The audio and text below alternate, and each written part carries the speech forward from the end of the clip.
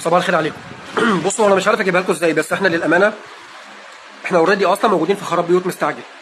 يعني احنا اوريدي موجودين في خراب بيوت مستعجل، ومن زمان من زمان جدا، بسبب بقى اللي احنا بنشوفه في الشوارع من الشباب والبنات، واللبس بقى عامل ازاي، والكلام بقى عامل ازاي، والمنظر بقى عامل ازاي، الطريقه نفسها بقت عامله ازاي، التربيه بقت عامله ازاي، التعليم بقى عامل ازاي، ده كله مفيش فيه اي مشكله. من يومين ثلاثه كده ظهر ترند جديد بقى في مصر، من الترندات طبعا اللي هي لا تسمن ولا تغني من جوع، لا تودي ولا تجيب، لا هتشبع ولا تعمل ولا بتاع ولا هتفيد ولا الكلام ده كله. ايه هو الترند ده؟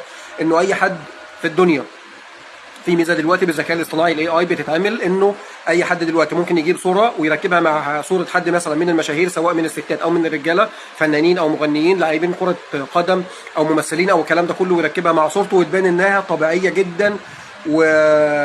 وعاديه جدا وحاجه كده، يعني مفيش بعد منها. اللي هو اللي يشوفها اللي يقول يعني ما يقولش انها معموله بالذكاء الاصطناعي، ويقول انها حقيقيه. بجد دي مصيبه.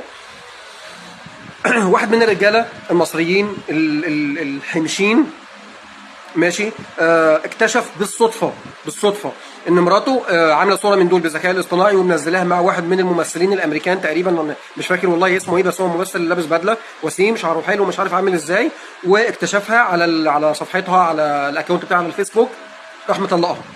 فاللي هو احنا خلاص داخلين على خراب بيوت مستعجل اكتر من كده يعني.